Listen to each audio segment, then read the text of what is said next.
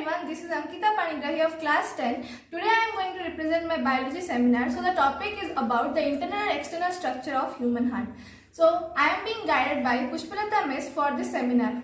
Firstly, I would like to speak a few lines about biology. Biology is the study of living organisms and their life processes. The father of biology is Aristotle. Biology is of great importance in our daily lives because it lets us to know more about ourselves. Now I would like to speak about the main topic, which is about the human heart. The heart is a pumping organ that keeps the blood continuously moving in the blood vessels. By the pumping action of the heart, the blood circulates through the whole body. Human heart is roughly triangular and about the size of a person's fist. It is placed in the center with its narrow end slightly displaced to the left side. Heart is enclosed by two membranes called pericardium, which have a fluid in between to protect the heart from any shock. Heart in human beings is located in the thoracic cavity and is myogenic in origin because the stimulus, which is the driving force of the heartbeat, is the muscle itself.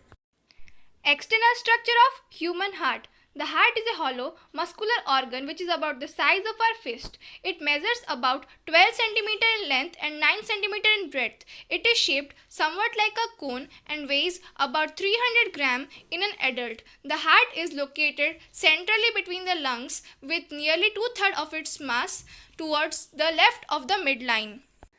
The human heart is four-chambered, that is, it has upper two small-sized auricles or atriums and the lower two large-sized ventricles. Both oxygen and carbon dioxide need to be transported by the blood. Thus, to prevent the mixing of oxygen-rich blood with the blood containing carbon dioxide, the heart has four chambers. The walls of the heart are made up of cardiac muscles. The atriums are separated externally from the ventricles by an irregular groove called coronary sulcus.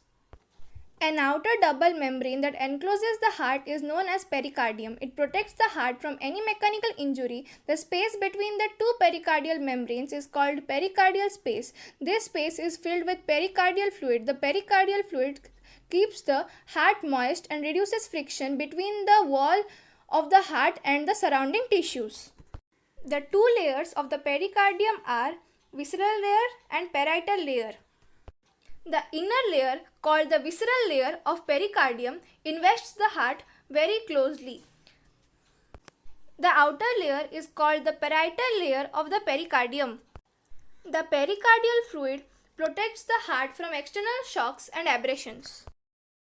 Internal structure of human heart. The internal structure of heart consists of two atriums, two ventricles, blood vessels, and various valves. Now I will be speaking about the atriums. The auricles or atriums are two upper chambers.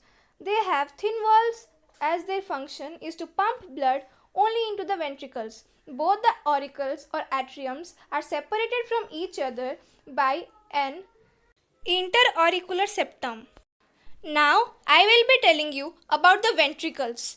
Ventricles. These are two lower thick-walled chambers and are separated from each other by an interventricular septum. The wall of the left ventricle is thicker than that of the right ventricle because the left ventricle has to pump blood into the vessels that further carry the blood to the whole body. The right ventricle pumps the blood to the pulmonary arteries which carry it to the lungs.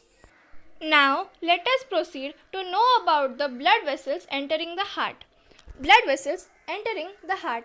The right auricle receives two large vessels, anterior vena cava, which is also known as the superior vena cava, and posterior vena cava, which is also known as the inferior vena cava. The anterior vena cava brings deoxygenated blood from the head and upper regions of the body, whereas the posterior vena cava brings deoxygenated blood from lower regions of the body.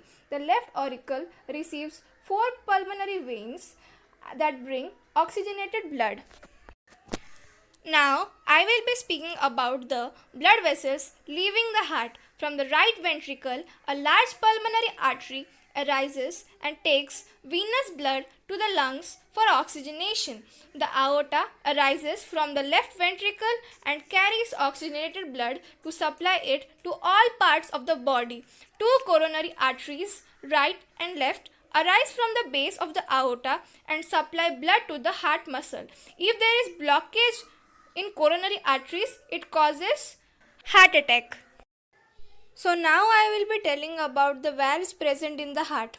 So in the heart there are 4 valves. These valves in the heart are the folds of endocardium. The valves in the heart control the flow of blood within the heart and ensure that the blood is evenly distributed to various parts of the body through blood vessels. So first of all, I would like to speak about the bicuspid valve. The bicuspid valve is also known as the mitral valve or left auriculoventricular valve. The bicuspid valve guards the opening of the left auricle into the left ventricle. This valve consists of 2 cusps or 2 flaps. Now about the tricuspid valve. The tricuspid valve is also known as the right auriculoventricular valve. This valve guards the right auriculoventricular aperture and consists of 3 flaps or cusps. These 2 valves prevent the backflow of blood. So the name of the third valve is pulmonary semilunar valve. The pulmonary semilunar valves are located between the right ventricle and the pulmonary artery. These valves are 3 in number and prevent the backflow of blood into the right ventricle. And now about the fourth valve, which is known as the aortic semilunar valve. These aortic semilunar valves are located between the left ventricle and the aorta. These valves are also 3 in number and prevent the backflow of blood into the left ventricle.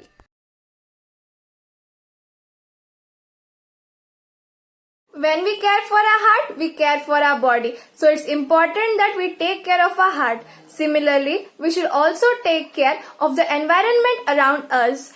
We should keep it clean and green as it plays a great role in our daily lives. Lastly, I would like to conclude today's seminar with a thought. The thought is, if you truly love nature, you will find beauty everywhere. So with this, I come to an end of this seminar. Thank you for listening. Have a great day ahead.